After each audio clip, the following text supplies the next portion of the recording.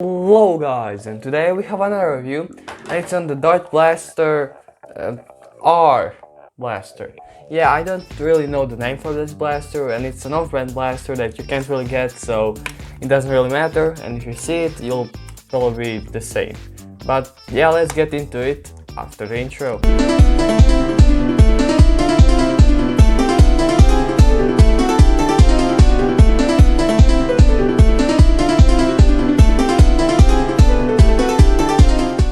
Then I'll get some feedback, and I might do it again if I like the way this looks. Overall, I think it's a bit better. It gives me a better background instead of just a blank wall. And also, it's way easier. But let's get into it. And also, I am filming with a different phone, not my own one, but my old dad's phone, which is a Galaxy S9, which does have a better camera, and it films in 1440p. I'm filming with the selfie camera, but yeah. Anyways, let's get into it. And at the front we have a singular exposed barrel that does not have a basically a useless barrel and then a seal, but it's a full seal, meaning it has a really nice pop. Although that also means that the darts aren't really all that well put in there. The dart barrel is actually a bit wider. And also, when you put in the darts, it sticks out a bit too much. But you just prime it and fire it. Just like that. And it has okay power, but we'll talk about that after the firing test and you'll be able to see it. Another thing with this blaster is you can use N-series darts. They fit much better because they are a millimeter or two wider, and you gotta spin them like this to get them inside, or to help you get them inside. Once you do, you just prime and fire. And surprisingly, they fire much better. Not only because they are probably smaller, but also because they have a better seal. Another thing, there is a dart storage. Two dart storages down below, which you can put the N-series darts a little bit easier than in the barrel, and you can put full lengths. But the full lengths don't really stick in there all that well, while N-series darts do. This is basically a better for N-series blaster, but it is intended to be Earth blaster. It does not have an air restrictor nor a dart bag, thus I am able to use N-series darts. Well, at the top we do not really have any N-strike rails because this is an off-brand blaster, and we do not really have any sights. We just have this little thing and this little thing, which both are just full triangles, which doesn't really make sense, but it does give a cool design. At the top we have a prime, which is comfy and really smooth and easy. Also, it is a spring return prime. Another thing to note, when you prime it back, there is a chance you might dislocate it a little. See that? Or better seen on the other side. Yeah, it is a bit dislocated. But it will not really happen when you're using the blaster. The prime is nice and it's easy. Now to the trigger. The trigger is pretty good. It is probably a metal or a really good leaf plastic spring, but it overall is a pretty nice and heavy pull, but not too heavy. And when you fire it, it has some give and then it clicks. It's a really nice trigger. And it is a bit rounded out and a bit fatter than some triggers. I really like this one. Down to the grip. The grip looks interesting. It does have like grip lines and the stopper, but it does give for a really nice and confirming grip. The back lines just give you some extra grip, and the backstop makes it a lot safer because this is a light blaster. You might not want it flying out of your hands. But it also does limit your grip, and if they didn't do that, you probably would have a little bit more space. So for some bigger dudes, this might be a little bit less comfy. But compared to the Volt or the X-Shot Flux, you know, the ones with the skins and that has the kickback feature, yeah, this one has a really good grip that I think is actually better than those two. And that's about all for the external overview. Let's get into the design and plastic quality. We'll start with the design, and the design is interesting. Cheap, somewhat cool and at the same time has more effort put in than Nerf. Let's talk about the overall look. The overall look is alright. It is a bit too much like a cartoon builder like style, but it doesn't look all that bad and looks pretty much mechanical with all these like metal parts, the grills, many grills, the part here, it looks very mechanical. Also, all the silver things are actually just painted with a Sharpie. And it actually looks pretty good with some minor mistakes, like here you got this and the grill lines being painted in when they shouldn't have.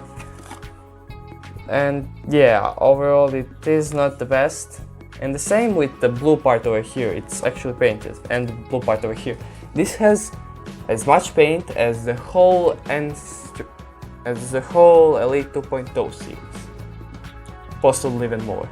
So yeah, the plastic quality. This must suck because the blaster is an off-brand blaster.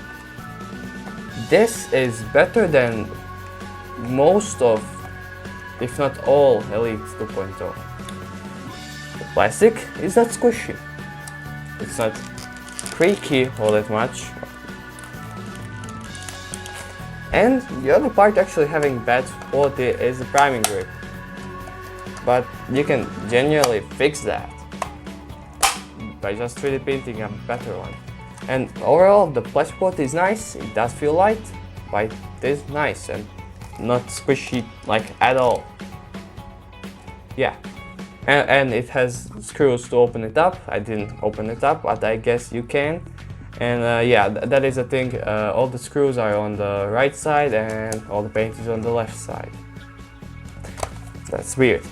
But yeah, overall a pretty cool blaster that is around $5 US.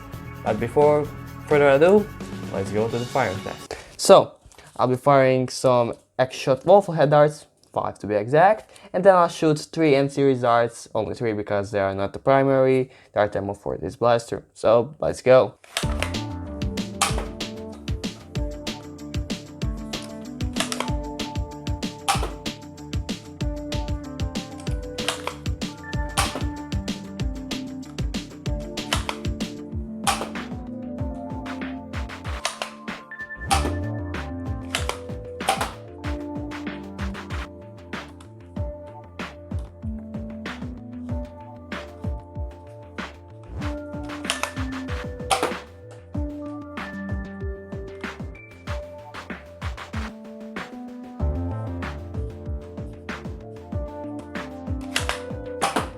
So the blaster shoots a little bit under the N-series or Elite 2.0 par, shooting definitely a bit below.